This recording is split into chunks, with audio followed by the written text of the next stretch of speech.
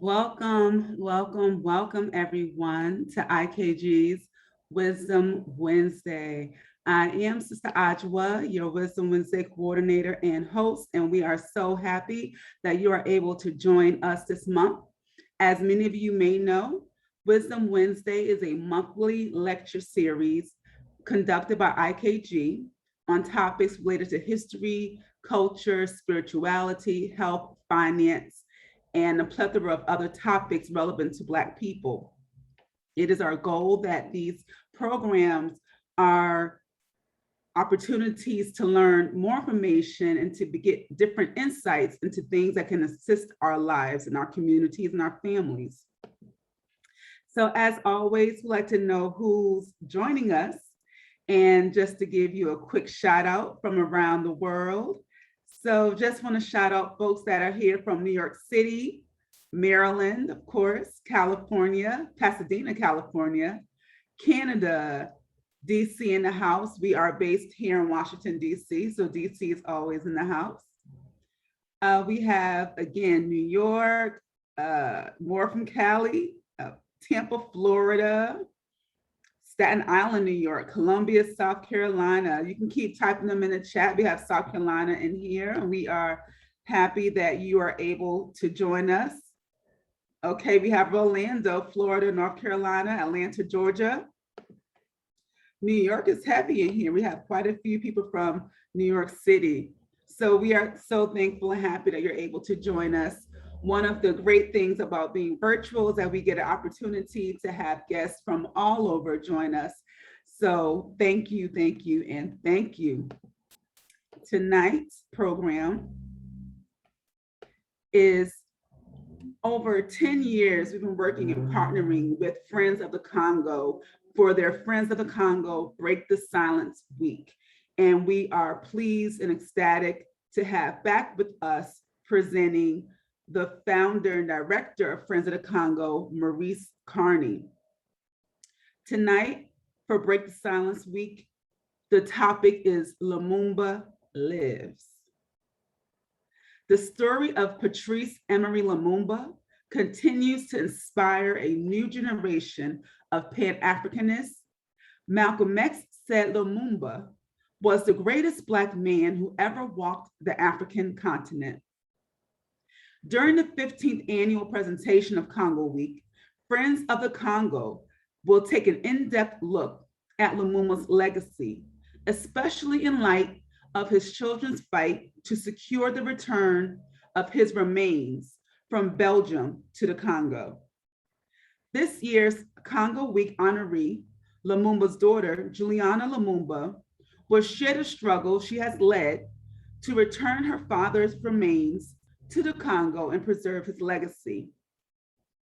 The extent to which Africans uphold Lumumba and his Pan-African legacy is a form of resistance against the white supremacists, colonialists, and imperialists who sought not only to liquidate Lumumba, but also erase him from our memory. As Friends of the Congo honors Patrice Lumumba's daughter, Juliana Lumumba, during Congo Week, we are happy that the organization's executive director, Maurice Carney, will share with the IKG Wisdom Wednesday family, the role that Africans at home and abroad can play in perpetuating Lumumba's legacy and advancing the Pan-African movement. Before we get started, just want to let you know that you can learn more about Friends of the Congo at their website, friendsofthecongo.org. We will also place this website in the chat. At this time, I'm going to ask for our presenter, Maurice Carney, to please come on screen.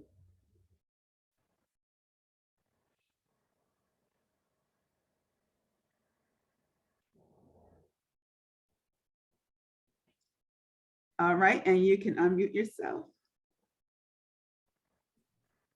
Wonderful, wonderful. So Maurice, I'm going to turn it over to you. Thank you, Ajo. Can everybody hear me okay? Yes, we can hear you. You can fine, great. It's a pleasure to be back with the IKG Family Wisdom Wednesdays for this annual grounding, let's say, in the spirit of Walter Rodney, where IKG has consistently invited Friends of the Congo to engage its community during Congo Week. And this year, of course, is no exception. So we're truly grateful and honored to be back with you again this year, speaking about a very special topic and a remarkable individual and family, Patrice Lumumba. But first, I'd like to share with the community what Congo Week is. Congo Week is an annual event that occurs the third week of each October. Congo Week aims to elevate the profile of the Congo and also provide a platform for Congolese stories to be told to a global audience. And as I get into my presentation, I will share why that is so necessary. And during Congo Week, people throughout the globe do something to highlight the Congo. They show films, fundraisers, rallies, teach-ins, you name it. And IKG has been on the forefront of being a part of Congo Week by providing us access to the IKG extended family. So that's in essence, in short, Congo Week, which is coordinated and facilitated by Friends of the Congo. However, a wide range of institutions participate in Congo Week. So Congo Week is one of the principal initiatives of Friends of the Congo. And really as a part of Congo Week as well, we have what we call Congo in Harlem. We would normally bring Congolese filmmakers, practitioners, activists, intellectuals, musicians to Harlem every year around this time to share Congolese culture, Congolese civilization, Congolese talent with the Harlem community. For the last couple of years, we've moved Congo in Harlem to virtual experience. So for those of you who would like to learn more about Congo in Harlem and access some of the films that we have there, you can go to congoinharlem.org, congoinharlem.org. And this year we have some key films, one on the Black Panther in the Congo, Congo-Brazzaville in the 1970s, Black Panthers in the Congo. Malcolm X talking a short film, Malcolm X speaking on Patrice Lumumba. So we encourage you to visit Congo in Harlem to get a slice of the experience of what Congo Week is about and what Congo in Harlem entails. So why the Congo? Why is there an organization called Friends of the Congo? With our aim is to raise global consciousness about what's transpiring in the Democratic Republic of the Congo and to provide support to local institutions who carrying on the tradition of Patrice Lumumba. And we center in Congo much in the spirit of previous solidarity institutions, particularly institution established in the 1930s by C.L.R. James and Jacques Garvey, called the Friends of Abyssinia. This was an institution that came to the aid of Abyssinia, Ethiopia, when it was under onslaught outside of World War II by the Italian army and Mussolini.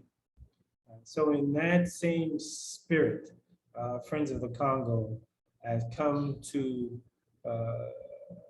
assistance or aid and solidarity with Congolese as they have been under onslaught of late by their neighbors, Rwanda and Uganda, who have been armed, trained, by United States military in a war of aggression against the Congolese people. However, our interest in the Congo goes well beyond recent developments. When we talk about the Congo, we're really talking about the heart of the African continent.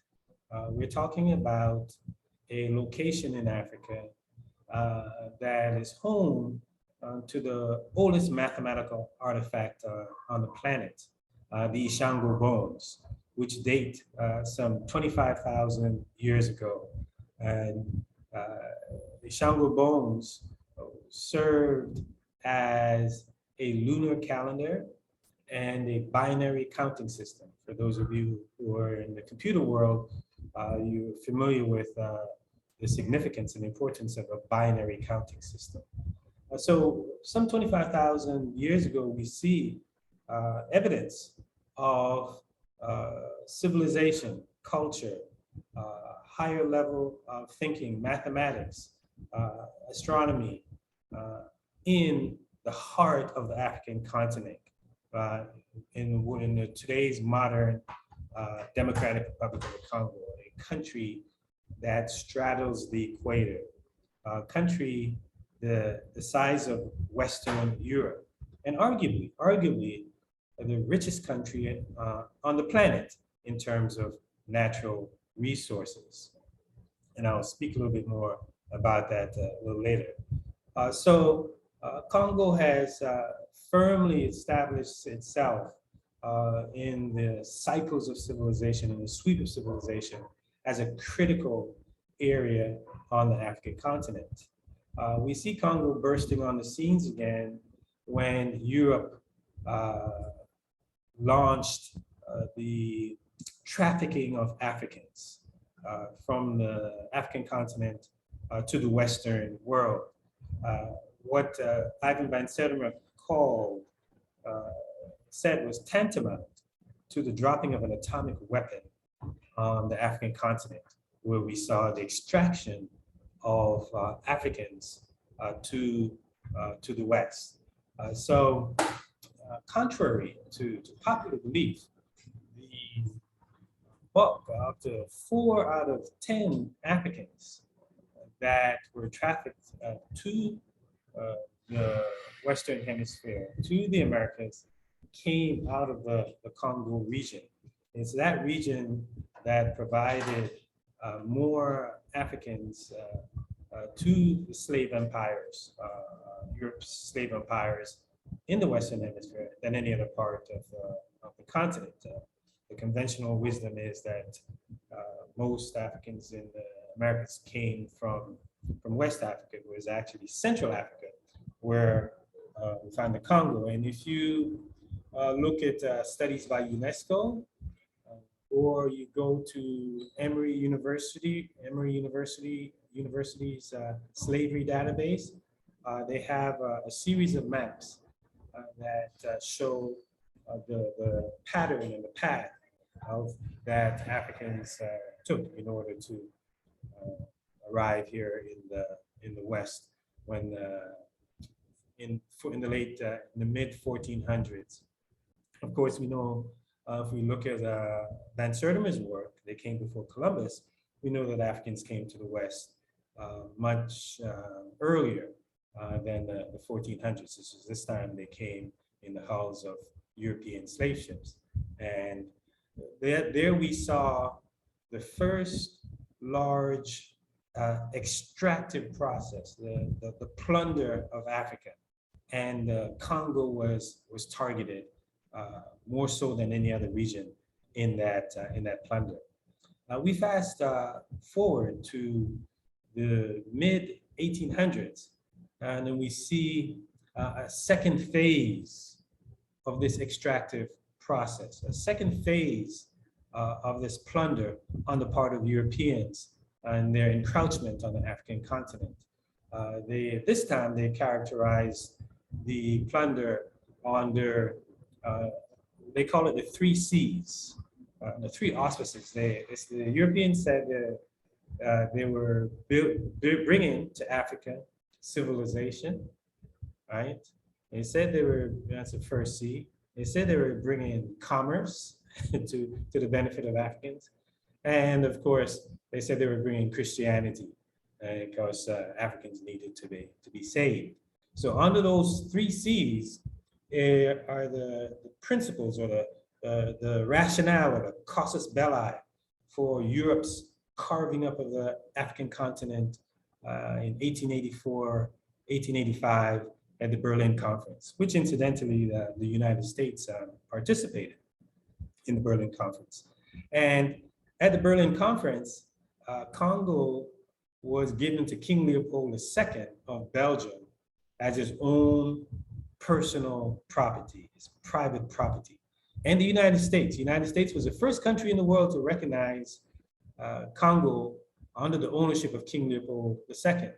Now, this is critical because if you compare this jump to recognition of Congo, for all intents and purposes, under a slavery or forced labor regime, and you compare it to the United States not recognizing Haiti, which had freed itself and defeated Napoleon's army, defeated the British, defeated the Spanish, these brave Africans who established the first republic in the Western Hemisphere.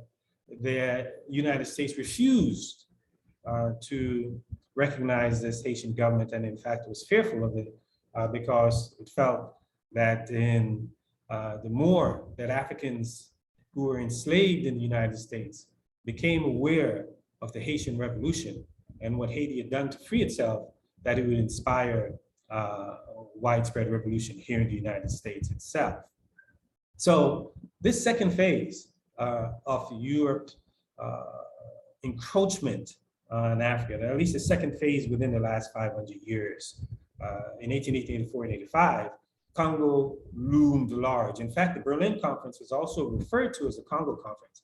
And as Congo was handed over to King Leopold II with the benediction of the United States, we see that within a 23-year period from 1885 to 1908, the population was decimated by half. 10 to 15 million Congolese perished as the king extracted rubber and ivory out of the Congo in order to feed Western industries, primarily the automobile industry in the case of rubber. We're talking about piano keys, decorations, you name it, in the case of ivory.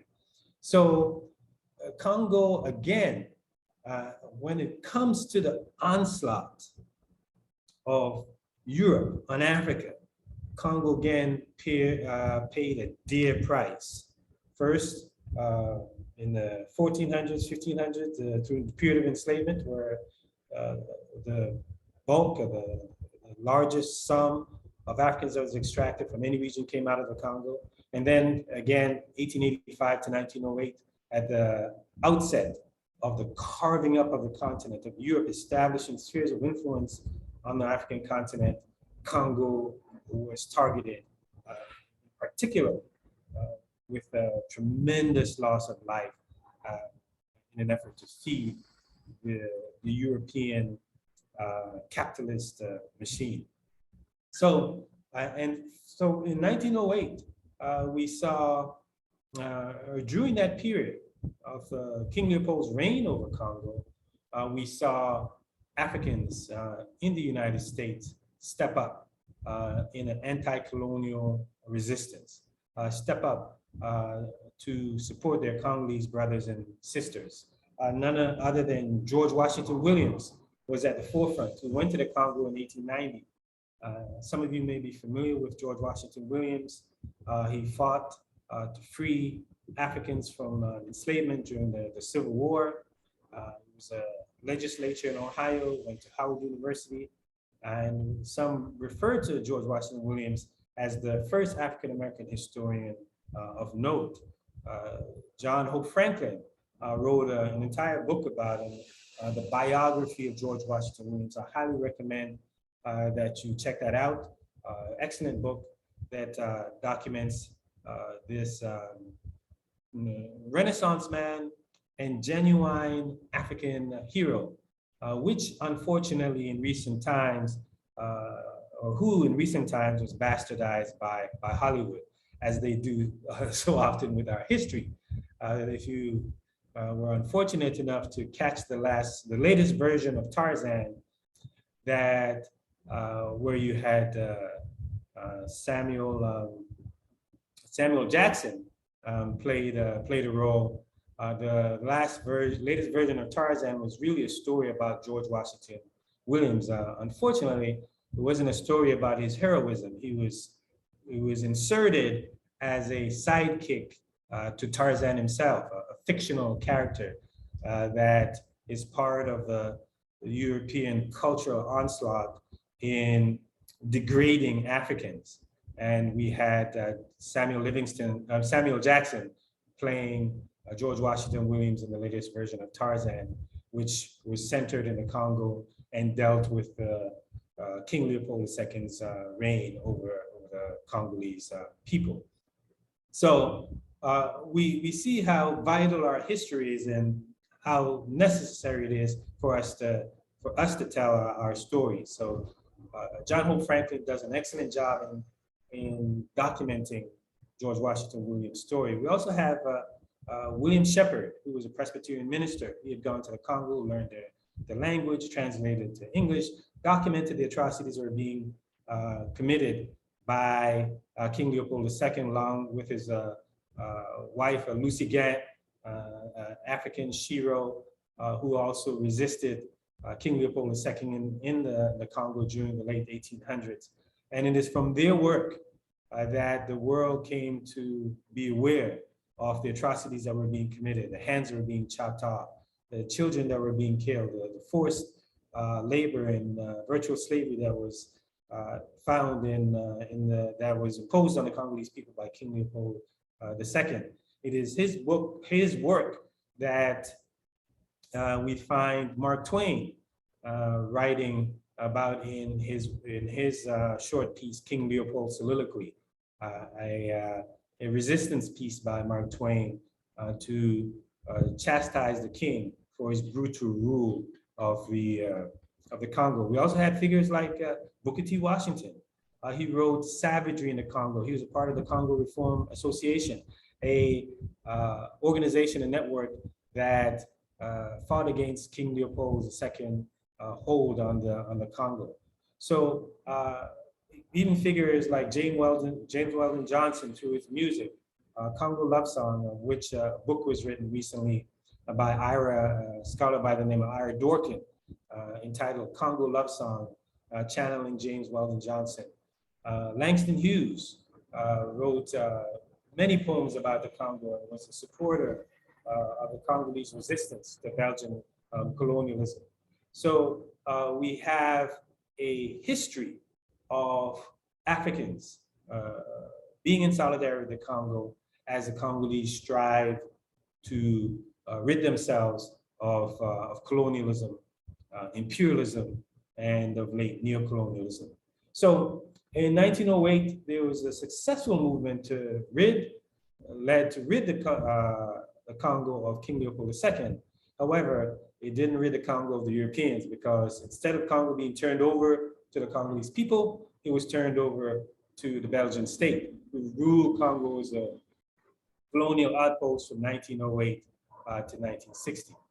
And at the dawn of 1960, in the fervor of the independence movement, we find a shining star, a bright star in Patrice Emery Lumumba, a person who Malcolm X said was the greatest African, quote unquote, the greatest African to walk the continent. And Malcolm said that because Lumumba was a true patriot. He was a true nationalist. He was a true Pan Africanist. And he could not be reached by the imperialists. He wasn't somebody who would sell out, somebody who could be bought off. And Malcolm really appreciated those traits, those qualities of Lumumba. As Malcolm appreciated Lumumba, Lumumba represented a threat to the imperialist forces, a threat to the United States, a threat to European powers. Because Lumumba, who grew up in the heart of the Congo in a region called Kasai, was self-taught. He was a voracious reader. He wasn't a radical or a revolutionary at first. He because of his intelligence, because of his skills as an orator, because of his ability to put pen to paper and a writer. He wrote for several magazines, wrote a book as well, poetry. He came up in what the Belgians called the évolué. There was a certain class of Congolese that the Belgians nurtured, that they called évolué is a French word. It could mean evolved, the evolved ones, those who were special. I think here in the United States, probably a comparison would be maybe the boulé or the bourgeoisie, black bourgeoisie, tapping into Franklin E. Frazier's work. So Lumumba was a part of that class of Congolese. However, he profoundly yearned for the independence of Congo, for Congo to be rid of the Belgian colonizers. However, he didn't have initially a problem in continuing to collaborate with the Belgians until 1958. 1958 was a critical date in Lumumba's political maturity, political development. He was invited to the All African Peoples Conference in Accra, Ghana in '58. It was organized by primarily by the Ghanaian president at the time, Kwame Nkrumah, and Lumumba participated in that conference. You had a wide range of figures that were there. You had Fanon was a key figure that was there. Sekou Touré was there. You just had the major revolutionary independence figures who participated in that conference. And it had a profound impact on Lumumba. It radicalized Lumumba. It made Lumumba a genuine Pan Africanist. He looked up to Kwame Nkrumah as a father figure. And immediately after returning to the Congo from the conference, Lumumba started to organize demonstrations in Kinshasa, the capital, rallying thousands of people, and basically stepping up and accelerating his demand for a free Congo. And Congo was granted its independence in 1960. And Lumumba, who became the president of the movement, the Congolese national movement in 1958, his party, which was the only party in the country that did not cater to a particular ethnic group. His party was broad-based, non-ethnic, national in scope, and they wound up winning the elections that were organized immediately after independence in 1960. And Lumumba, being head of the party, was then elevated to the prime minister of the Congo. And he was inaugurated in 1960, June 30th, 1960. And his inauguration speech, Malcolm said of it, it's one of the greatest speeches ever written. And Malcolm encouraged everyone to tack that speech up on their wall. Why? Because it was, interestingly enough, Lumumba was not scheduled to speak at his own inauguration. They tried the Belgians and the president of the country, Joseph Kasavubu, who didn't, the presidency didn't carry the weight of the prime ministership, but they orchestrated for the Belgian king to speak, for the president to speak, but not for the prime minister. So Lumumba basically bogarted the podium. And when he got on the podium in front of the Belgian king, he reminded the Belgian that Congolese fought for their freedoms. He reminded the Belgians that of the atrocities that were committed against the Congolese people by the King Leopold II of Belgium. And this generated the ire of not only the Belgians, but also the United States. They felt that Lumumba needed to be more humble, more subdued, accept the independence, and extend an olive branch to the Belgians. But Lumumba wasn't having any of that. He was speaking to the Congolese people. His speech was directed to the people of the Congo to inspire them, to enlighten them. And his speech was not directed to white folks. It was not directed to the United States or to the Belgians. And that marked Lumumba. And in fact, the CIA, who had been in action before Lumumba's inauguration, stepped up their efforts. Within a matter of weeks, they orchestrated the overthrow of Lumumba, and within a matter of months, they facilitated the assassination of Patrice Lumumba. An excellent book for people to consult is entitled The Assassination of Lumumba by Ludo DeWitt. If you want to find out what the CIA did, the role of the CIA played in overthrowing Lumumba, as they say in their own words, you should check out a book called CIA or Chief of Station Congo, written by the CIA Chief of Station, Larry Devlin. Don't buy it, but see if you can get it at a library or get it from somewhere so you can see the CIA's version of how they orchestrated the overthrow of Lumumba. And Lumumba was assassinated on January 17, 1961, along with his comrades, Joseph Okito and Maurice Mpolo. So three revolutionary leaders were assassinated in January 1961. Lumumba suffered particularly acute assassination, and in that not only was Lumumba assassinated, but his body was taken by Belgian soldiers and it was chopped up into small pieces.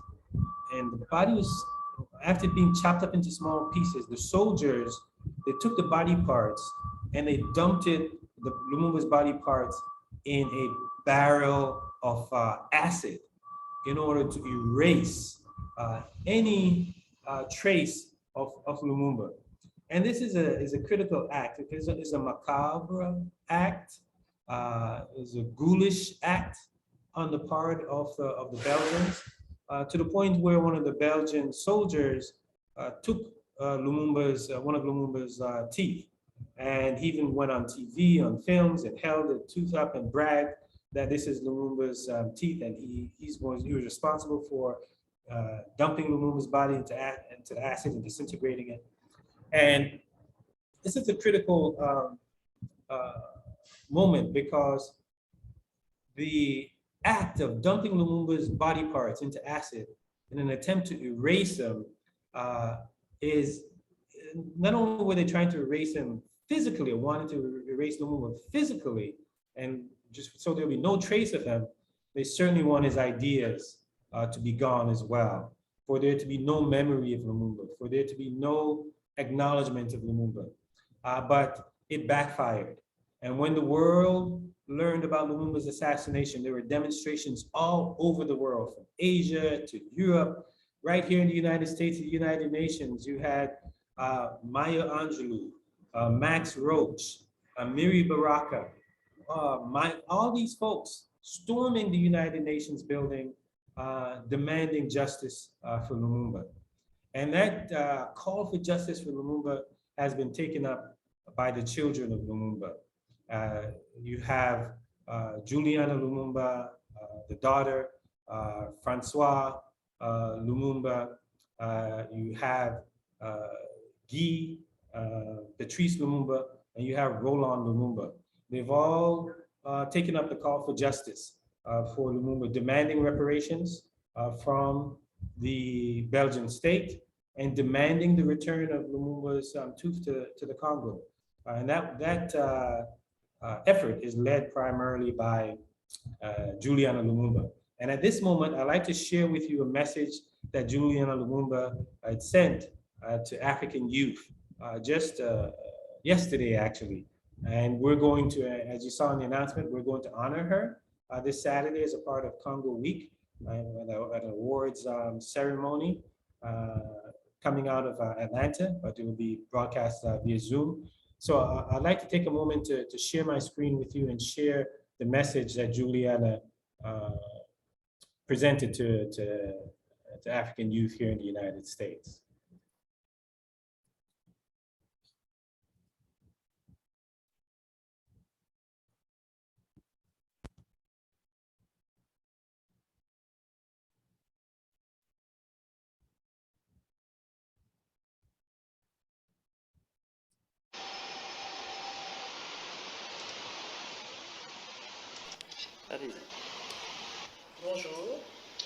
Greetings, dear students,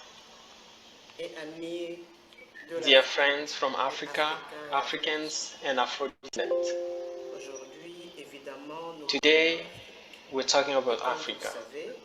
And as you know it, in the United Nations, we have 6 regions today: the North, the South, East, West, Central, which are the traditional regions, but they have added the diaspora because it is very important, not only in its number, but also due to the financial support that they send to Africa, and also that the diaspora support that they send to Africa is very important than the public help support. What do I need to talk about here? Because we see that African societies do metamorphosis, and African youth has dramatically changed within time. How? The youth are now more politicized, but unfortunately not well supported because the level, the rate of unemployment is very high. But they are very connected, and these youth do not tolerate what their forefather, us, went through. Why and how? African societies, when we talk about Africa in general, and how they've taught it, and how they talk about it in history books, is that this Africa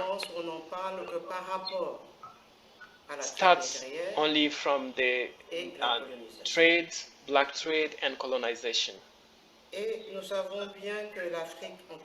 We all know well that Africa, according to our own references, we have to know this, and we know it, and we have to teach it, that our roots went back as far as our forefathers' civilizations. Of course, with the beginning with the pharaoh from Egypt, the Meroe, the UP, the Napata, the Congo Kingdom. We also have the Songhai Kingdom, the Timbuktu, the Mali Empire, the Zulu Empire, the Ghana, the Kao, the Lunda Empire, and so forth. And when we look at all these histories, we go beyond what we have been taught, meaning we go up to 4th and 5th century, well documented. It is not only about the Berlin Conference, because Africa was not born at the Berlin Conference. So we need to take possession of our past to better create our future. Why am I saying this? We need to change the status of victims imposed on us, of those who need help and assistance, to that one of fully actors of their own histories and development. It is our African responsibility, and particularly African youth, to change the current course of things with the willingness to give to our countries an economy which is created which creates wealth and employment. We are capable to do that because the continent, and when I'm talking about the continent, I'm talking about our black world and Afro descendants have all the competencies in all domains, intellectual, economics, artistic, government organizations, religious organizations, national and international organizations, syndicat, all with no doubt have to play their role, collectively or individually. We have several assets for a change which brings hope and sustainable development. What do we need then? We need to ask real questions and fight real battles. Let's think about our own development with an approach which does fit our own cultures, which does fit our ancestral values, which are universal values that we are proud of, and also that one which fits our progressive society development, looking at our past, so that we can get to concrete results with global innovative solutions. We can do this together with you, youth. Like you said it, we need to change our software. We seek to be in charge of our own destiny, to master our present and build the future. The biggest asset we have in Africa is its youth, it's you. We will all work together toward its enrichment. So I'm telling you today, let's try, let's try, let's try.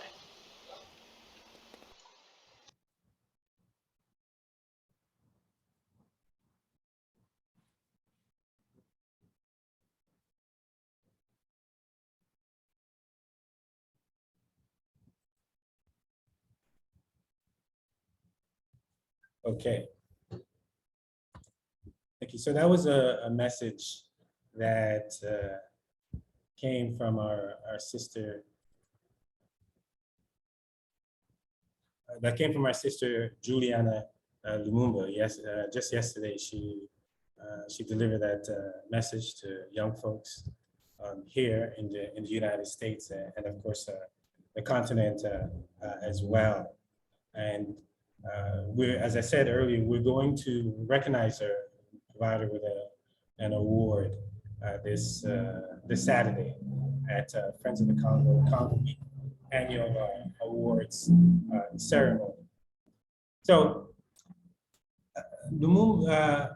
Juliana is important because what she does is to share, she provides a bridge from her father's generation to the current generation today that is engaged in perpetuating and fulfilling on the ideas of Patrice Lumumba. So really, why is Lumumba so important? Why is Congo so important? Why does Congo matter in the first place? It's such a vital country to the future of the African continent, but not only the future of the African continent, but our liberation as Africans, as a people. And the reason why we say that at Friends of the Congo is we're talking about a country, so one of the largest countries in the world. It has an estimated 90 million people. And it is located in the heart of the African continent. If you envision the continent as a body, our motherland as a body, Congo is the heart. It's the heart, literally and figuratively, of Africa, a country that straddles the equator. It's the size of Western Europe, probably the most strategic country on the continent, as you can project power to anywhere on the continent from the Congo, and it is better than any other geographic location. It is the only country on the continent that has 9 other countries bordering it. So whatever happens in the Congo immediately emanates and affects, reverberates throughout those nine countries. It is the second largest country on the continent in terms of land area, and the 4th largest in terms of population. And as I shared earlier, it is arguably one of the richest, if not the richest country on the planet. Economists at Business Insider estimate that there's $24 trillion worth of natural resources in the Congo. We don't know if that's true or not, but the fact that the estimate is at that level, it gives you a sense of the spectacular wealth that is there in terms of natural resources. We're talking about diamonds. We're talking about both industrial diamond and jewelry. We're talking about gold, copper, tin, iron, manganese, uranium. Uranium is a critical mineral that the West has sought out of the Congo for the longest. During World War II, the atomic weapons that the United States developed through its Manhattan Project could not have come to fruition without the uranium coming out of the Congo. The uranium that was used in the atomic weapon during World War II, the United States used, came primarily out of the Congo. It had the largest quantity and the best quality. Some did come out of Canada, but mainly out of Congo. We're talking about coltan. I shared with you. Coltan is a colloquial term. It's short for columbite tantalite. It's a scientific term. It has incredible electric charge, and it's heat resistance. What that means is you can build smaller devices, but more powerful devices. I don't know if you recall back in the cell phones first came out, they were huge, bulky, and you kept them to your ear too long, they would heat up. Because of capacitors that are made of coltan, those cell phones could be made smaller and even more powerful.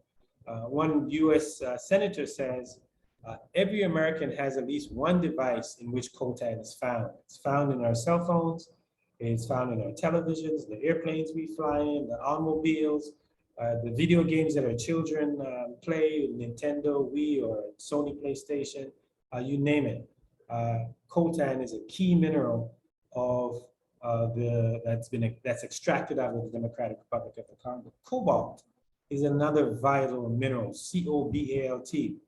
And if you have a rechargeable battery, whether it's in your automobile, on your iPhone, your iPad, or whether it's in your laptop, you name it, the rechargeable battery needs a mineral called cobalt.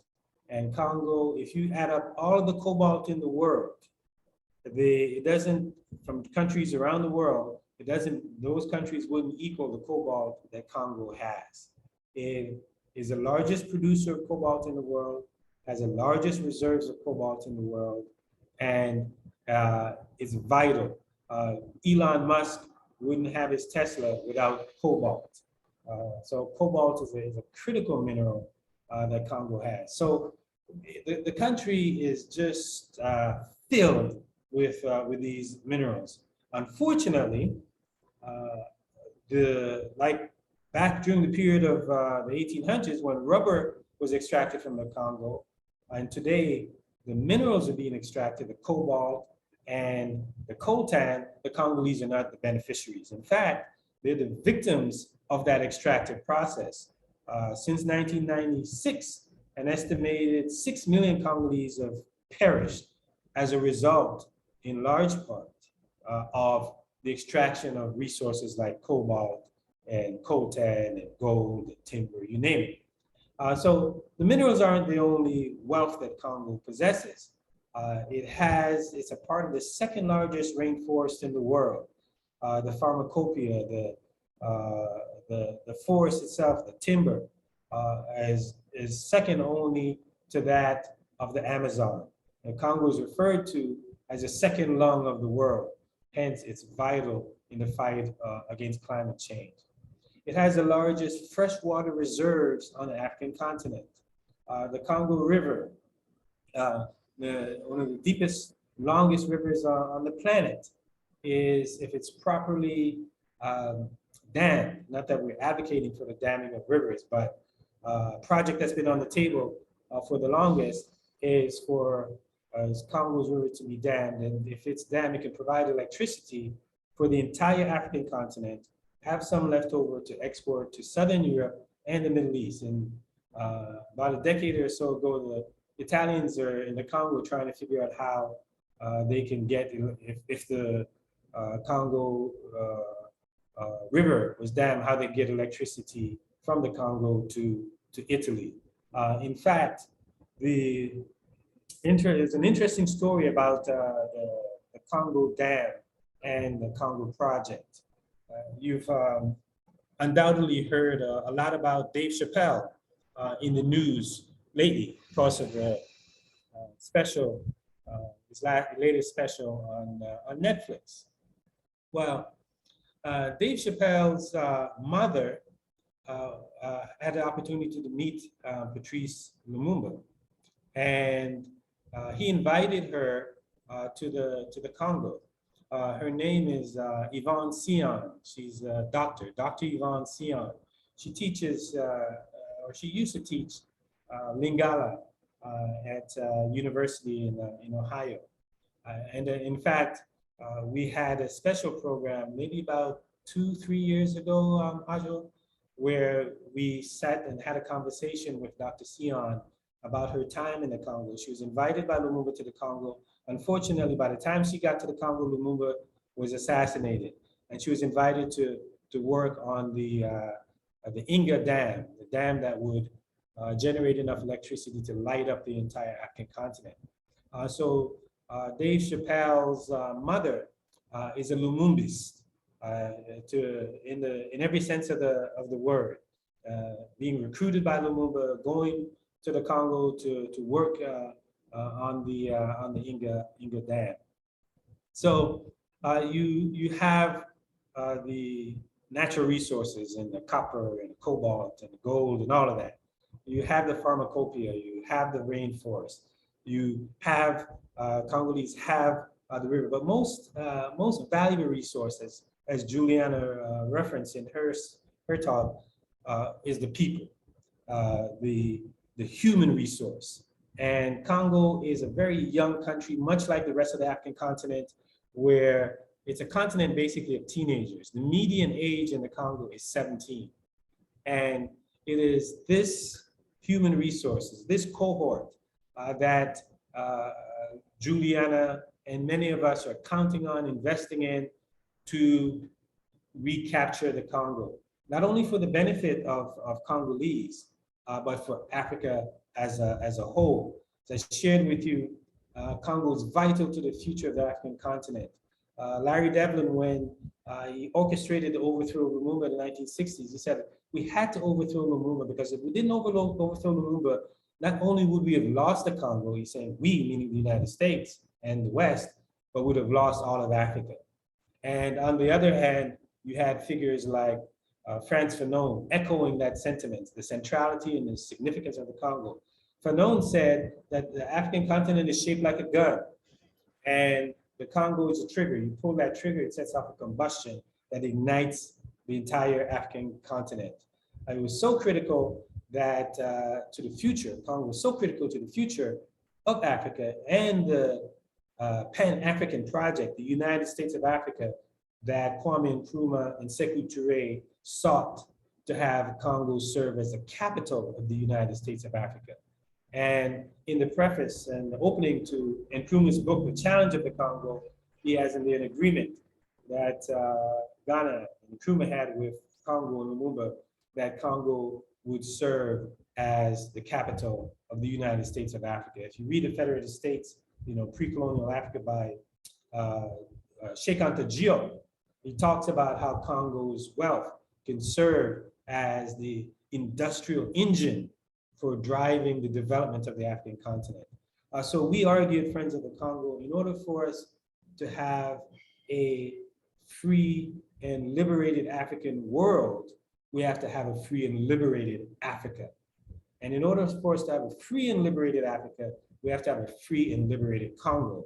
And hence the investment in the Congo, much as Malcolm talked about the Congo in almost every speech that he gave, he dedicated almost the entire session at Oxford talking about the Congo in the Oxford debate that Malcolm had in 1964. So this younger generation of Congolese are taking up the mantle in order to carry on the vision of Lumumba and the vision of Nkrumah, the vision and ideas of Fanon. And I'd like to share with you how the Congolese youth are using hip hop in order to carry on this vision and continue to the struggle for a free and liberated Congo in the spirit of Patrice Lumumba.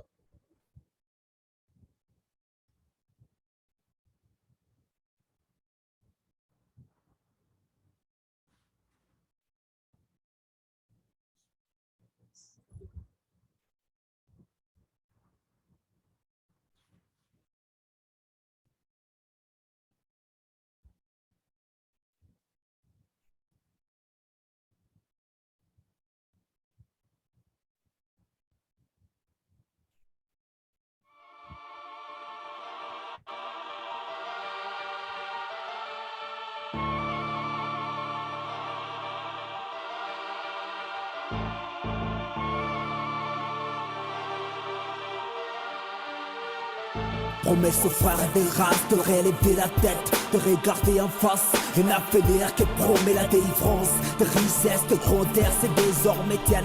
De richesse, de grandeur, c'est désormais tienne. Du soleil des faits dans un ciel sans couleur. Du chaleur étouffant des crayons brillantes. Désert de ma terre, même lutte des ancêtres. Martyrise la tyrannie, risque de le mettre. La terre mère, terre que tu portes au cœur. Le Tifra du Congo, les terres prospères. On a tous deux droits, on hausse tous nos voix. Qu'elle soit faite la justice. Au nom de la justice. Avant ses courants, debout au même rang. On réclame la justice. Au nom de la justice. On a tous deux droits, on hausse tous nos voix. Qu'elle soit faite la justice. Au nom de la justice. Avant ses courants, debout au même rang. On réclame la justice. Ouais, descendre, c'est parti à tous les vents du ciel. Et tu bâtis jadis les temples funéraires où dormaient les bourreaux d'un sommeil éternel. Poursuivis et traqués, chassés de tes villages, vaincus en des batailles où la loi du plus fort. En ces siècles barbares de rap, de carnage, signifiait pour toi l'esclavage ou la mort. Tu t'étais réfugié en ces forêts profondes, où l'autre est mort, qui était sous son masque vieux, oh, sous la dent du félin, ou dans l'entrée du monde, et froide du serpent, écrasant peu à peu. Et puis s'en va les blancs, putain, plus sournois, putain, plus risé, putain. Et rapace qui échangeait ton or pour de la pacotille, violant tes femmes, enivrant tes guerriers, par contre ces vaisseaux, tes garçons et tes filles. Le tam-tam pour donner de village en village, pourtant au loin le deuil, c'est mon les désarrois. Disons les grands départs pour les lointains rivages où les cotons et Dieu et le dollar roi, merde. Bin, yeah. On a tous deux droits, on hausse tous nos voix. Qu'elle soit faite la justice. Au nom de la justice. Avant ses courants, debout au même rang. On réclame la justice. Au nom de la justice. On a tous deux droits, on hausse tous nos voix. Qu'elle soit faite la justice. Au nom de la justice. Avant ses courants, debout au même rang. On réclame la justice. Condamné aux travaux forcés, comme une bête mon frère. Des lobes au crépuscule. Non, c'est la misère. Pour te faire oublier que toi t'étais un homme, on t'a appris à chanter les louanges dédiées et ce divers cantique, un rythme à ton calvaire. T'es dans l'espoir à une vie et au monde meilleur. Mais ton cœur, créature humaine, tu ne demandes guère que ton droit à la vie et ta part de bonheur. Ta part de bonheur, Congo. Assis autour du feu, les yeux pleins de rêves et d'angoisse, chantant des mélopées qui disaient ton cafard, parfois joyeux aussi. Lorsque montait la sève, t'y dansais et perdu dans la moitié du soir. Et c'est là que jaillit magnifique, sensuelle et viril, comme une voix des rangs, ici de ta douleur, ta puissante musique. Les jazz aujourd'hui admirés dans le monde, forçant les respects de l'homme blanc, en lui disant tout haut que dorénavant ce pays n'est plus les siens, comme au vieux temps, comme au vieux temps. On a tous deux droits, on hausse tous nos voix. Qu'elle soit faite la justice, Au nom de la justice, avant ses courants, debout au même rang. On réclame la justice. au nom de la justice, On a tous deux droits, on hausse tous nos voix. Qu'elle soit faite la justice, au nom de la justice. avant ses courants, debout au même rang. On réclame la justice. Je vous demande de faire de ce 30 juillet 1960 une date illustre que vous garderez ineffaçablement gravée dans vos cœurs, une date dont vous enseignerez avec fierté la signification à vos enfants, pour que ceux-ci, à leur tour, fassent connaître à leurs fils et à leurs petits-fils l'histoire glorieuse de notre lutte pour la liberté.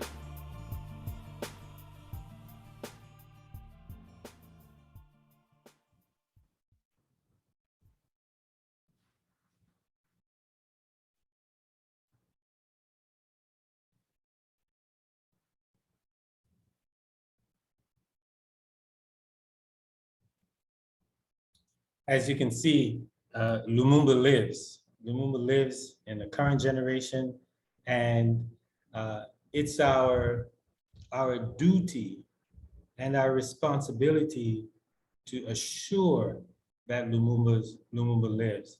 It's a perpetual form of resistance against white supremacy, a perpetual form of resistance against imperialism, because it was white supremacy, imperialism, colonialism that sought to erase Patrice Lumumba. So our very utterance of his name sends chills through the spine of our oppressors.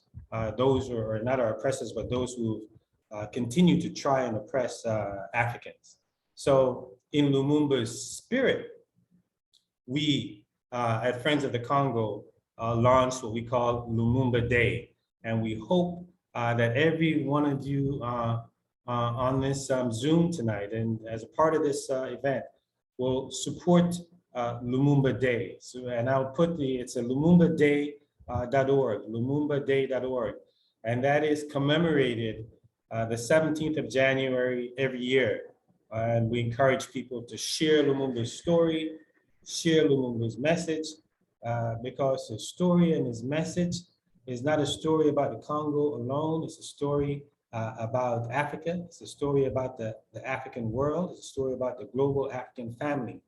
And it is for this reason, that we see a figure like Malcolm X upholding Lumumba to the extent that he did.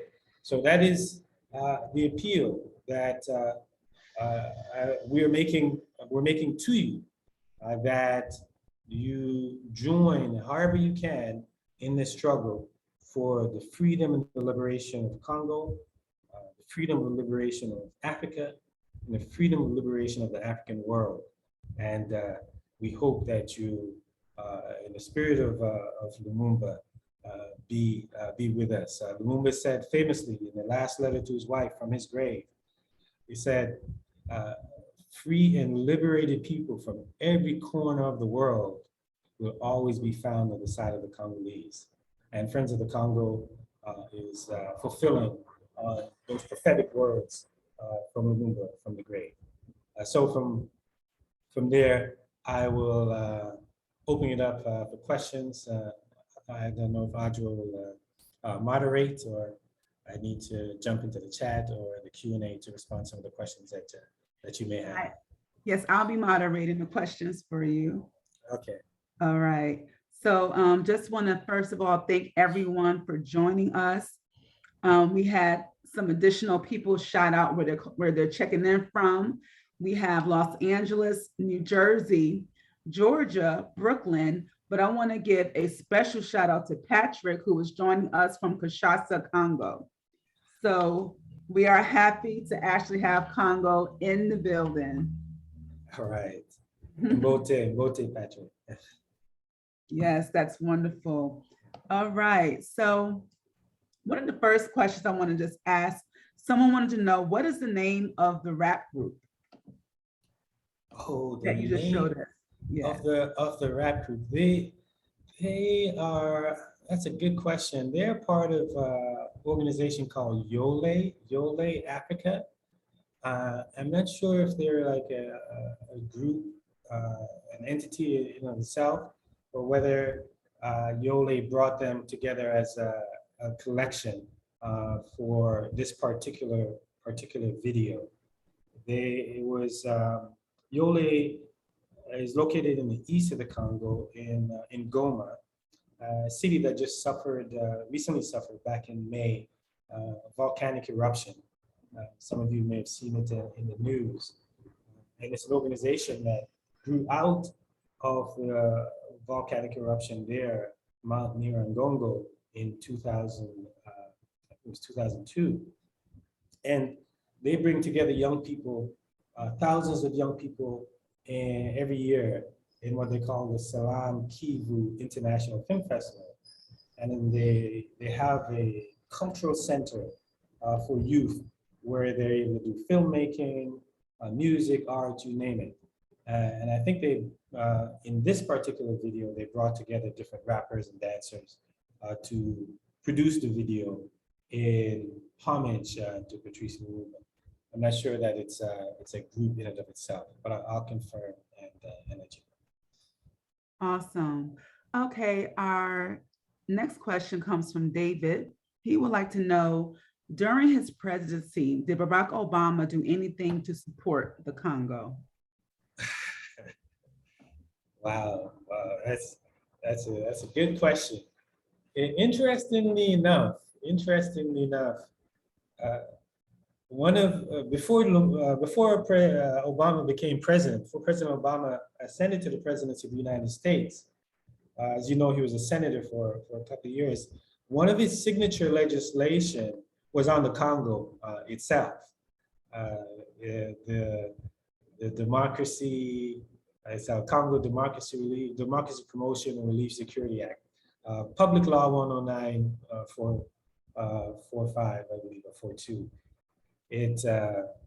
So he had Congo front and center before he even became president, and it was one of the most exhaustive laws that was really ever developed on the Congo.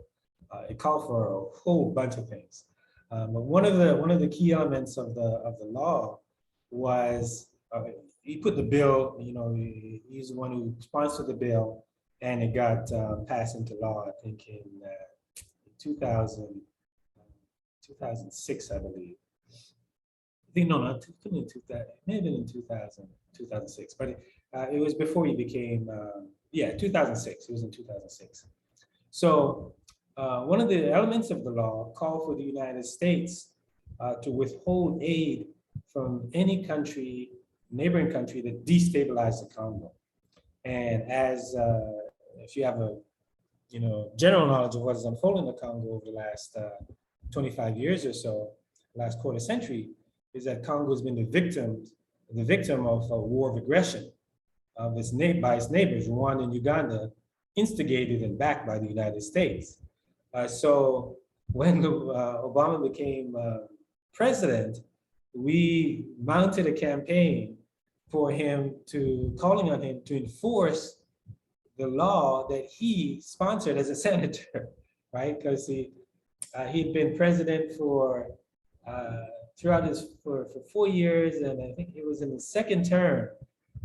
He hadn't really done anything, and Congo and Rwanda was still sponsoring militia groups in the Congo, destabilizing the Congo and stealing Congo's riches. Paul Kagame, the president of Rwanda, who is notorious in the Congo, and really notorious throughout Africa for those who have been victims of the propaganda machine that's backing up Paul Kagame. He's presented as a Pan Africanist and an enlightened African leader, but he's anything but. So in any case, we put a lot of pressure on President Obama to do something about the law that he sponsored and got passed. And we even produced a film as a means of putting pressure. The film is entitled Uncovering Congo Crisis, Crisis in the Congo, Uncovering the Truth. And if you go to a website, congojustice.org, maybe Adjo can put it in the chat, congojustice.org. Obama, we have footage from President Obama on that film at congojustice.org. So we produced a film, a very well established, highly respected African publication called Africa Confidential. Africa Confidential wrote a piece about our demands for President Obama to implement the law that he passed, he sponsored and got passed. So it wasn't until I guess it was around 2013, in the first year in the second term, that he finally did something. The situation had become so unbearable. Paul Kagame in Rwanda had armed, financed, and trained a militia group that had displaced 1 million people, up to 1 million people in the east of Congo, overtook the city of Goma, where these young people come from you saw in the video, where the volcano eruption took place earlier this year. And the militia group backed by Paul Kagame, called M23, displaced a large number of people, committed all kinds of crimes. And President Obama finally called President Kagame and basically told him to back off, back off of the Congo. And he, of course, was under so much pressure that he provided a readout of the call that he had with Kagame. We have it on our blog. If you go on Friends of the Congo blog, it's at congofriends.blogspot.com, congofriends.blogspot.com, and just put in a search for Obama and Kagame and you'll see it. So he put pressure on Kagame, and to the point that Obama even withdrew aid from military aid from Rwanda to the tune of $200,000. Now Rwanda's got up to $1 billion, right, in aid from the United States. So $200,000 is that's like nothing, right? However, the United States is a leading power, is an empire. So when the U.S. moves, other nations move. So when the United States withdrew $200,000 in aid, you had Sweden and the UK and Germany and Netherlands all withdrawing tens of millions of aid from Rwanda, which put pressure on Rwanda to cease its support of the militia group in the Congo. At that time, John Kerry was Secretary of State. He brought a lot of pressure to bear on Paul Kagame, and that played a role in dismantling that militia group that was causing so much suffering for the Congolese people. So as a result of pressure, Obama did do something, even though it was very little, but he did something.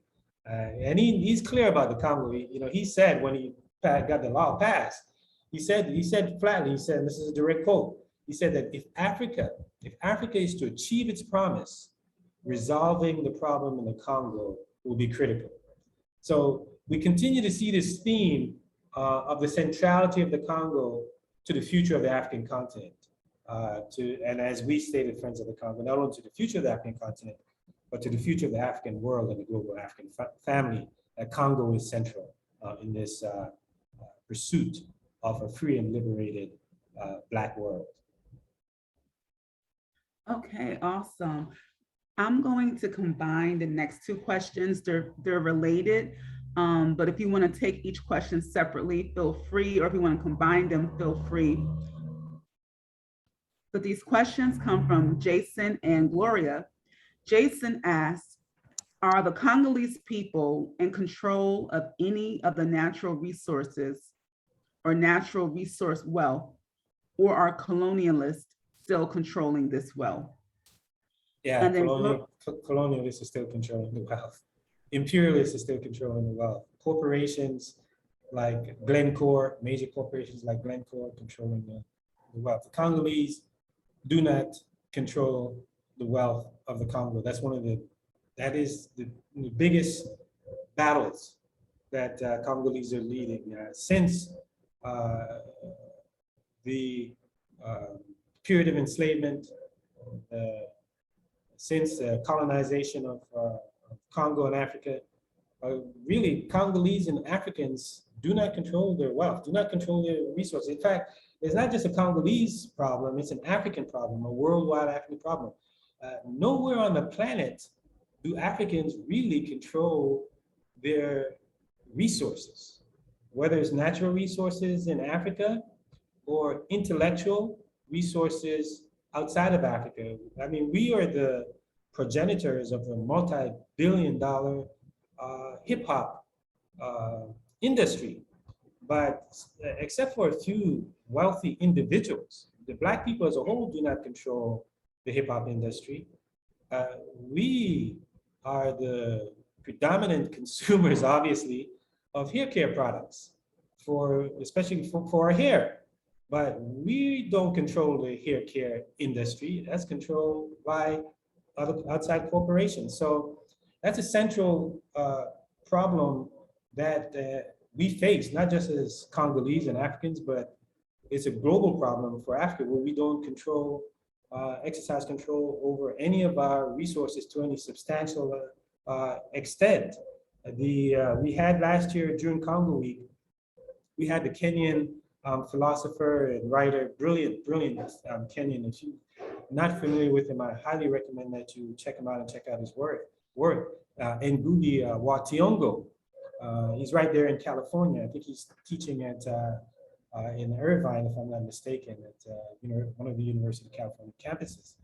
And he pinpoints that that's a big challenge for us to control our resources. If you believe Steve Biko, right? Stephen Biko, the great South African freedom fighter who's developed the Black consciousness movement, he said that the greatest weapon that the oppressor has is our minds. So he's arguing that we don't even control our minds. When we control our minds, as Aikwe Armor or Chinwezu, great African philosophers would state, that the battle is for us to control our minds. When we control our minds, our African minds, then everything flows after that. We'll be able to control our resources. So if we don't control our minds, we don't control our resources. So that wealth is not controlled by Congolese. In fact, one of the key beneficiaries of Congolese wealth is an Israeli by the name of Dan Gertler. He's become a billionaire off of the Congo. He started out in the diamond industry, and then he went into copper and cobalt and oil. And he's been, over the last 2 decades, one of the key beneficiaries of Congo's wealth. The average Congolese, up to 70% of Congolese live on less than $2 a day. So if Congolese control the wealth of the Congo, the $24 trillion that's in their spoil, the population wouldn't be living on less than $2 a day. The annual budget of the Congolese government for 90 million people is about, I think now it's anywhere between $6 to $8 billion. It's certainly not more than $10 billion. Now think about that. This is for a budget for 90 million people, right? In Washington, DC, I guess the population is a little over 600,000 now. The budget is well over $10 billion. It's into the teens for a population of 600,000. So if Congolese and Africans control the wealth in their countries, we wouldn't be impoverished. Congo, Africa is being plundered So the major international corporations control the wealth of Congo and of Africa. All right, thank you for that. Gloria asked in connection to that, how stable is the Republic of Congo, and is there any corruption there? Do you see any barriers to have a free and liberated Congo? Or what are some other barriers? The country has been destabilized. It's been the victim of a war of aggression. It's been destabilized by a coterie of forces, the local elites, neighboring countries, multilateral institutions like the International Monetary Fund and the World Bank. It's a country that's been a victim of colonization. It's been victim of wars, assassinations, dictatorships. So the people are fighting to get out from under hundreds of years of those afflictions. And certainly there's corruption, and really the corruption in the Congo starts here in the United States. You know, that's where it starts in a lot of extent. There's a company by the name of OCHZIF, OCHZIFF, and the Department of Justice fined the OCHZIF. It's a hedge fund on Wall Street, and they fined OCHZIF some $400 million or so. That is the Department of Justice, because of corrupt practices in the Congo. It extended millions of dollars to the gentleman I just mentioned to you, Dan Gertler, so that he could use those dollars to corrupt Congolese officials and get access to deals that benefit individuals like Gertler and not the Congolese people. So the corruption is a web, and really it is initiated from the West. And the OCHZIF case is a quintessential example of the type of corruption that exists in the Congo, which is connected and initiated from here in the United States and other parts of Europe. Okay, so now along those lines, I'm going to ask a question from Jason. Along the lines of assistance from or impact from people outside of the United States, Jason wants to know, are there ways we in the diaspora can invest in the future of the Congo, meaning invest our Black dollars into this Black economy? Absolutely, absolutely. And before I answer that question, I was just looking in the chat. I think it was Rebecca Tate that says poor hair, a very problematic phrase. Did I use that term, poor hair? I hope I didn't use poor hair. I don't think I did. I don't know if she's referencing somebody else. Talked about the products and our lack of control of even the products that we put in our own hair. So yes, absolutely. Investing in the future of the Congo and Congolese youth is, if you're going to invest on the African continent, that would probably provide you the greatest opportunity for the largest return in investing in the human capacity of Congolese. And we have a myriad of ways in which you can do that on our website at friendsofthecongo.org. We have one initiative called the Lumumba Scholars Program, and we provide scholarship to university students in the Congo. The average annual tuition, don't fall on the floor when you hear this, for the students is about $500. So $500 you can, for a year, you can invest in a Congolese youth who's going to commit to serving his country, commit to learning about the history of the Congo and Africa, to commit to the ideas, the teachings, and principles of Patrice Lumumba, and fulfill up on those ideals. So the Lumumba Scholars Program is one of the initiatives that we have that people can support. You go to friendsofthecongo.org, type in the search engine, Lumumba Scholars, and you'll see Lumumba Scholars. And then we have a host of other programs that support children. We have a child minor rescue program where we rescue children, work with organizations on the ground to rescue children from the cobalt mines and put them in a track for education. And we even have a digital clubhouse initiative that we've launched as well that people can support. So the Child Minor Rescue Initiative is another good program. We have a number of youth programs that people can support. As you can see, for pennies on the dollar, there's nowhere, I don't even know, $500 at an American university. I guess that gets you books, right? Maybe for one semester, but here you can invest $500 and it pays for the tuition for an entire year for a Congolese university student. So along those lines, Indra asks, how can we begin controlling our own African minds?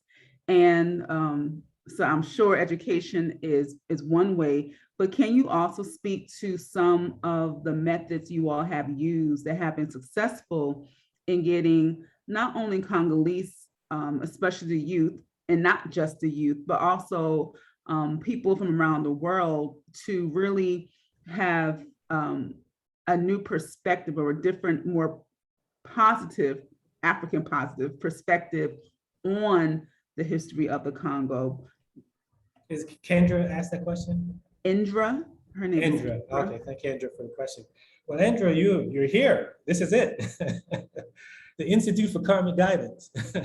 I mean, I could hardly think of a better example of how we get on the path of controlling our African mind and knowing, you know, the great Kemetic principle of knowing thyself. It's our ancestors, as brother Anthony Browder shares with us in the tremendous work he does in Kemet, that gave us the principles on which we should live by, which is natural to us, Ma'at. And central to that is knowing thyself.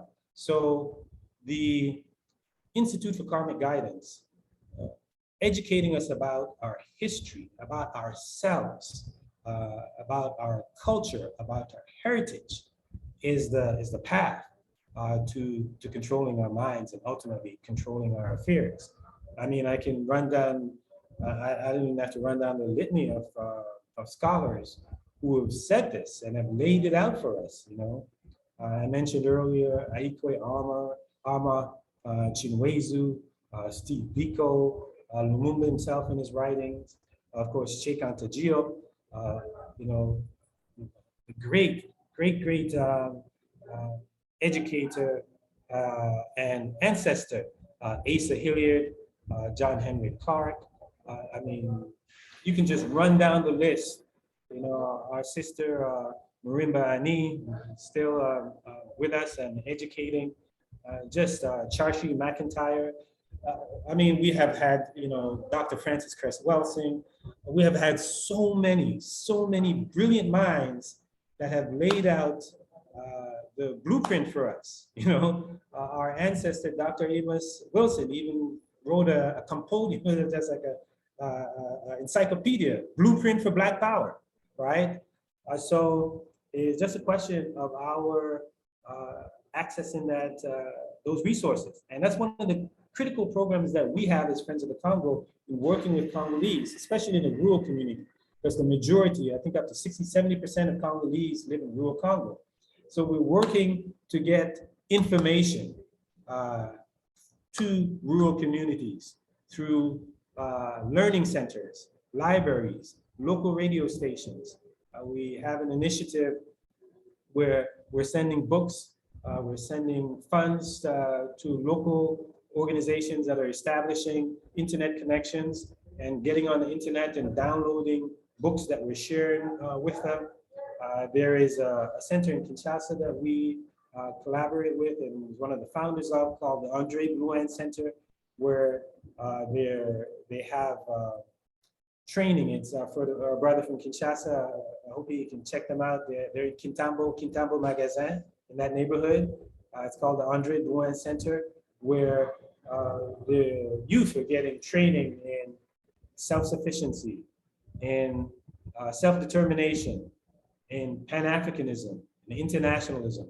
The center is founded on those four principles, and have political education and training where the youth are learning about their heritage and their culture. When I say their heritage and culture, not just Congolese, but African heritage and culture. So that's the path is clear. The question is, are we willing to put in the work in order to achieve freedom and liberation? But those who have come before us have laid out clearly what we need to do in order to achieve a level of control over our minds and over our resources. Awesome. Jose asks, what do you think is the best way to remove exploitive foreigners from the continent? I will say what our great ancestor Kwame Ture, formerly known as Stokely Carmichael, stated, and I encourage you to read his book with Hamilton, Black Power. Kwame Ture would always say, organize, organize, organize. One of the biggest challenges that Congo and Africans face is organizational deficiency. We have to organize. If you are not a part of an organization, join one. If you are not able to join one, support one. We see you all on here, you're supporting the Institute for Karmic Guidance. Can you imagine if Adwa and Tony and all the Atlantis and all the others that make up the Institute for Karmic Guidance wasn't organized, then we wouldn't have access to this information. So key is for us to be organized. That's the number one thing that I would say. We're going to rid ourselves of the exploitation and take control or retake control of our affairs. And we have to remember, right? We have to remember, John Henry Clark reminds us that it's only really the past 500 years or so. He extends it back to about 2,000 years. But we used to rule the world. So it's not something that's foreign for us to be in control. It's just this nadir that we're in. If you understand the nature of civilizations, and civilizations go in cycles. And right now we have the nadir of African civilizations. And our responsibility in this nadir is to regain that organizational capacity. If you look, I know in this group, with the work that Anthony, Brother Browder provides, you see the extent to which the Egyptians, the Kemetus were organized. In order for you to develop a calendar that's some 26,000 years or so long, then the great cycle, you have to be like super organized. In order for you to create the structures that we see in Kemet in the Nile Valley, that we see in West Africa, that we see in Great Zimbabwe, that you have to be organized. So that's really, we just have to really tap into our African self, our African culture.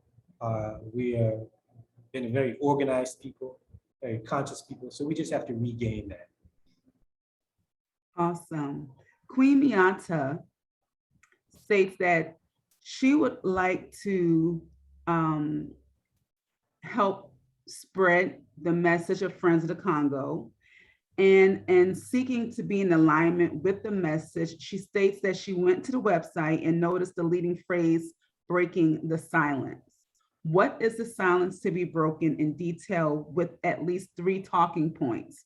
So if you were, Maurice, to give a summary or 3 talking points that the audience can take away to spread this message, what would it be? As it relates to breaking the silence, we're talking about breaking the silence about the story of the Congo, right? Breaking the silence about the tragedy of the Congo, starting from the period of enslavement to the present. I highlighted 3 key periods. the Puritan enslavement, the trafficking of Africans in 1400s through 1700s, colonization of the continent, and Congo being given to King Leopold II as his own personal property, where 10 to 15 million Congolese lost their lives. And today, where Congo continues to be plundered, where an estimated 6 million people lost their lives. Most people don't know that. Most people don't know that 6 million Africans vanished from this planet in the last, since 1996. So we want to break that silence about the tragedy. Break the silence about the potential of the Congo, both its natural and human potential. Most people don't know that Congo is probably the richest country on the planet, right? But it's just been impoverished because it's been plundered and it's been raped and it's been pilfered. Much like our communities here in the urban areas in the United States, our communities have been plundered, you know? We break the silence about the tremendous natural wealth and the tremendous human wealth that exists in the Congo, with an estimated 90 million people, with a young, vibrant generation, which you saw a glimpse of from that video. And you see the messages that's coming out of Congolese youth, you know, tapping into their heritage, demanding justice, fulfilling on the vision of Lumumba. And the third breaking the silence is about the centrality of the Congo to the freedom and liberation of Africa and the African world. So those three things, I'd say we break the silence around: a tragedy that has unfolded, which I've enumerated, the potential that exists in the Congo, the human and natural potential, and the centrality of the Congo to the liberation of African people. Awesome, very powerful. As we're coming to nearing the end, I'm going to ask these last few questions. And these questions are more so around resources. Tanua asked if you can list the names of the books that you referred to earlier. And Tim also wants to know if you have any books specifically around or on Patrice Lumumba. Yeah, actually, I'm reading the latest book. I don't know if you can see it here. It's called, I don't know if I need to, it's called White Malice. And maybe it's showing backwards. I don't know if it's showing properly. It's showing correctly. White. It's showing correctly. Okay, it's called White Malice by Susan Williams. By Susan Williams. White Malice by Susan Williams. It talks about assassination of Lumumba, but you also have the selected speeches of Lumumba with an introduction by Jean-Paul Sartre. There's on our website, right? There's this book which is excellent by a Congolese. His name is Georges Nzangola Ntalaja. That's a mouthful. If you wanna, it's got a book called Patrice Lumumba. It's a really good book. It's a very small, short version. It talks about Lumumba and his ideas. But on our website, Adjo, there's a section under the resources section on our website. If you click the link at the very top, it says, I believe it says resources. You can go, we have a reading list, and we can put that in the in the chat, the reading list for on the Friends of the Congo website. And a lot of the books that I mentioned are actually on the reading list. Okay, I'm going to work on getting that into the chat. I'll put it in. I also found it. All right, Tanua found it. Oh, you found it. Okay, found it. Great. Awesome. Awesome. Yes. So Marilyn would like to know: is it safe to travel to the Congo? And if yes, is there a recommended travel organization that could facilitate the process? Wow. It really depends. First, the answer is yes, it's safe to travel to the Congo. There isn't any one organization that is doing anything right now. We have organized delegations, but due to the COVID and shutdown and all, we've organized delegations both ways, actually, to the Congo and delegations to come from the Congo. But travel has been, as you can tell, been shut down, and we haven't had any plans to open it anytime soon because the COVID is still rampant. Just to give you an example, this is June. Lumumba, there's supposed to be a ceremony for Lumumba's remains to come back from Belgium, but it was canceled by the government because of the uptick in the coronavirus. So right now, a lot of the traveling is basically virtual. But when we can travel again, when things return to somewhat as it was before, we will organize those delegations again. One of the popular delegations we organized was to the Salam Kivu International Film Festival, which takes place every July. And like students from Howard would go, other folks would go and spend a week or so as a part of the Salam Kivu International Film Festival. But we haven't done that in a while, obviously. So when we stay in touch with us, sign up on our email list or send us an email at info@friendsofthecongo.org, and we'll make sure we'll keep you up to date on where we'll open up travel again. Okay, and the last question that we're going to take, both actually come from Jose. So Jose asks, where else can we hear you speak? I'll start there. Where else can we hear you speak? Oh, wow. I haven't been speaking a lot of late. I'm trying to do more research and more organizing. Speaking is a last resort. So I don't know. I will be speaking again this Saturday. I think we're doing a forum on China and the Congo and looking at BRICS. The BRICS nations, and so on this Saturday at 10 a.m. will be the next time. But after that, I don't know the next time. I don't speak as much anymore. But certainly, I can, if you join our mailing list, and or even better yet, just send an email to info@friendsofthecongo.org. We can, if you're interested, I'll let you know when I'm speaking again. I'll see if I can get the information for this Saturday and share it before we finish tonight. Okay, and the last question, I'm going to modify just a tad. What is one action that people can take today or tomorrow? What is one action that people can take? One action that people can take. Oh my goodness. Or if there's an important action that we should do immediately. Oh, you mean like right away, right? Right away, or not necessarily right away, but within a reasonable time frame.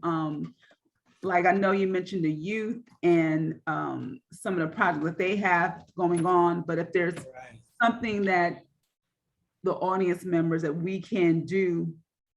I would say if there's one action you could take, like right now, I would say join one of the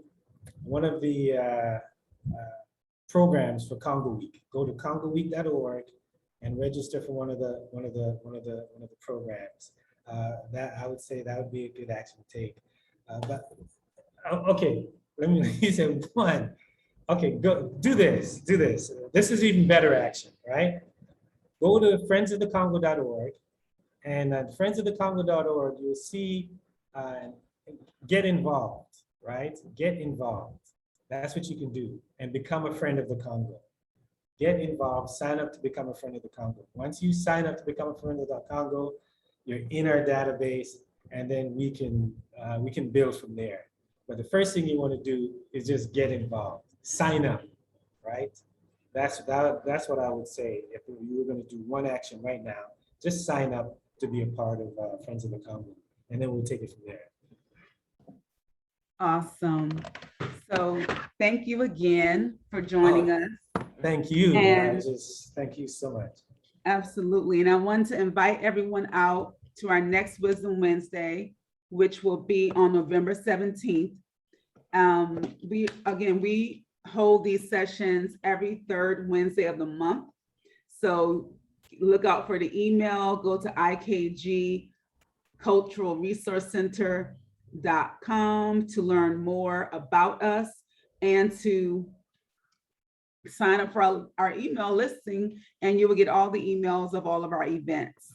So our next was on Wednesday, November 17th with Claudette, excuse me, Claudette Joy Spence, who will be sharing some of her writings. And so her title of her presentation is A Sustainable Joy Collection. We thank you all so much for coming out. Thank you everyone who tuned in on Facebook. And we are going to close out. Maurice, if you have any closing remarks. Yes, the closing remarks is just a tremendous thank you. Asante Sana for providing us with this platform. Thank you, Ajwa, Atlantis, Tony, to the IKG family. We're truly humbled by your consistent and perpetual support of Friends of the Congo. So thank you very much. We really appreciate your support. Absolutely. Thank you all so much. Thank you, family, for joining us. You all have a great rest of your evening, and we look forward to seeing you next month, November 17th. Peace. Peace.